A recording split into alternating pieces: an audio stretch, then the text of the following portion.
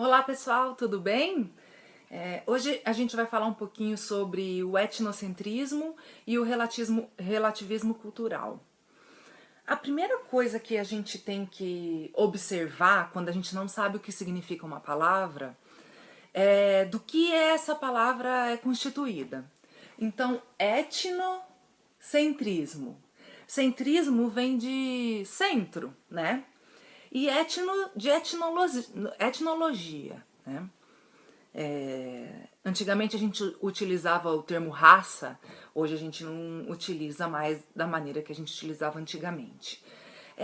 Quando a nossa cultura é formada e é estruturada dentro da nossa cabeça, através da religião, da nossa língua, através dos nossos hábitos, do dia a dia, dos nossos costumes. A cultura vai sendo estruturada dentro da nossa cabeça como se fosse uma regra que deve ser cumprida. Na verdade, a gente quando fala sobre etnocentrismo, esse etnocentrismo, o primeiro passo é a gente reconhecer que todos nós somos etnocêntricos, né? A gente tenta colocar a nossa cultura como se fosse o centro do mundo, a melhor de todas, e todo mundo deveria seguir essa cultura, né? A gente pode ver isso, as diferenças culturais, até dentro de casa. Tem casais, por exemplo, que brigam porque apertam a pasta de dente, um aperta a pasta de dente no meio e o outro quer que aperte no final. O que é isso daí, na verdade? É um tentando colocar o seu costume dentro da outra pessoa, né? E quando a gente faz isso, a outra pessoa tende a recuar. A outra pessoa tende a buscar suas raízes, né? É por isso que a maioria das pessoas ouve assim do companheiro ou da companheira: você tá cada vez mais parecida com a sua mãe, né? Mas por que isso? Porque a outra pessoa tá tentando colocar a cultura dela na sua cultura.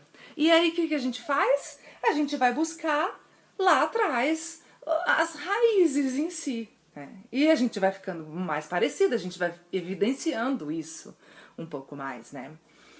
Mas o etnocentrismo, na verdade, ele é um grande de um preconceito, um enorme preconceito que está em todos nós. Como é que funciona esse etnocentrismo? Bom, a pessoa acaba achando que a cultura dela é uma cultura superior, né? Por exemplo, quem tem mais cultura? Os índios pataxós ou o Jô Soares? Aí você vai falar, bom, Jô Soares fala um monte de línguas, um cara inteligentíssimo, ele conseguiu influenciar o Brasil inteirinho. É o Jô Soares, lógico, né? Lógico que não. Os índios têm uma cultura necessária para eles no lugar onde eles moram, nas condições que eles têm. E o Jô Soares tem a cultura dele fundamentada na estrutura da civilização que ele mora, né? Que ele necessita, que aquela civilização necessita. Para a gente ter uma ideia, todos nós temos cultura. Nós somos estruturados dentro de uma cultura. Se a gente não tivesse cultura, nós não seríamos seres vivos, né? Se a gente não estivesse estruturado dentro da cultura.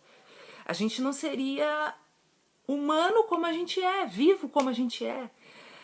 Com certeza a gente teria hábitos diferentes, feições diferentes, a nossa curvatura poderia ser diferente, né? Então, conforme as necessidades que a gente tinha, a gente viu lá a evolução, como que ela foi diferenciando a gente, né? Então eu não posso nunca falar que uma cultura, quanto mais civilizada, mais culta a pessoa é. Mentira! São tipos de culturas diferentes. E não existem degraus que eu vou subindo. Bom, por enquanto ele tá naquele degrau de primitivo. Depois ele passa pro degrau tal e tal, até chegar ao degrau de civilizado. Não, eu não posso afirmar isso. Né? Eu posso comparar a cultura dentro da própria cultura. Por exemplo, a cultura brasileira, atualmente, ela é mais desenvolvida do que era na década de 20, por exemplo. Por que ela é mais desenvolvida? Porque atualmente as mulheres podem votar. Em épocas antigas, as mulheres não podiam votar. Depois, elas podiam votar com autorização do marido, até a gente conseguir votar hoje. Então, ela está muito mais estruturada do que era antigamente. Aí sim eu posso fazer um comparativo. Agora, entre culturas, a cultura norte-americana, a gente tem costume de falar, né? Ah, isso só acontece aqui no Brasil mesmo. Né? Como se a nossa cultura fosse inferior à cultura de outros países. A gente tem que observar muito bem, quando a gente fala só acontece no Brasil, como são os outros países. Muitas vezes a gente nem conhece os outros países e acaba falando isso, da gente mesmo. Né? Pensar um pouco sobre isso. Outra coisa, o etnocentrismo ele pode trazer um preconceito tão grande, mas tão grande, a ponto de gerar violência. Um exemplo muito, mas muito triste de etnocentrismo foi o nazismo. Os nazistas acreditavam e continuam acreditando que existe uma raça pura e que se a pessoa não estiver dentro dessa raça pura, ela deve ser aniquilada do mundo. Então eles perseguiram judeus, eles perseguiram deficientes físicos, eles perseguiram testemunhas de Jeová, comunistas. Então a gente vê que não se encaixava na estrutura deles, matava.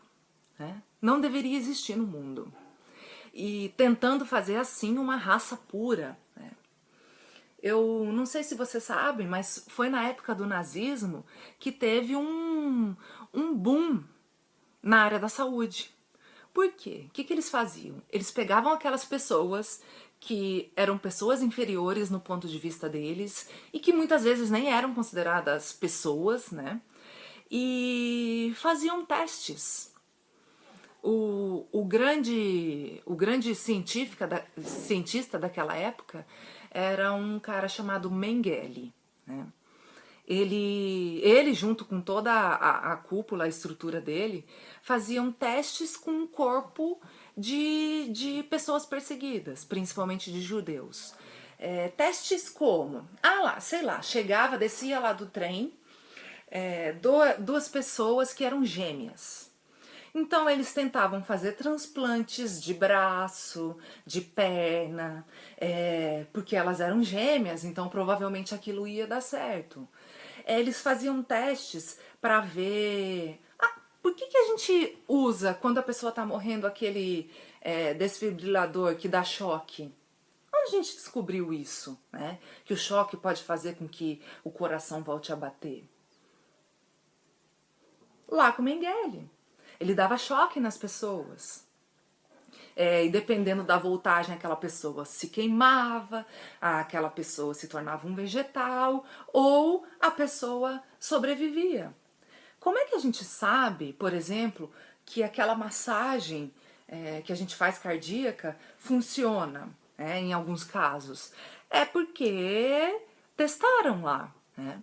Bom, eu não vou entrar em detalhes, mas pensa um pouco sobre a lente que você usa. Quem é que descobriu a lente que você usa? Né? Quem é que teve a ideia de colocar um silicone no olho? Na época, um plástico. Né? Bom, mas pra gente fechar a parte do etnocentrismo, não existe, então, pessoas inferiores. Todos nós temos o mesmo valor. Para colocar abaixo esse etnocentrismo, veio uma nova teoria chamada relativismo cultural. Nessa teoria, tudo passa a ser relativo. Relativo a quê? A cultura de determinada pessoa. Se a gente for julgar o outro com as nossas regras, com os nossos princípios, a gente não vai conseguir enxergar o porquê que aquele outro faz daquela maneira. Então vamos tentar relativizar, vai. Você conhece aquelas mulheres da Tailândia que usam, já viu em algum lugar, que usam aquelas argolas no pescoço e o pescoço vai crescendo, crescendo, crescendo, e aí se essas mulheres tiram a argola, elas não têm sustentação muscular e aquele pescoço quebra e elas morrem, né? Ou ficam paraplégicas, você fala, por que uma cultura vai usar isso? Se está correndo risco de morrer, né?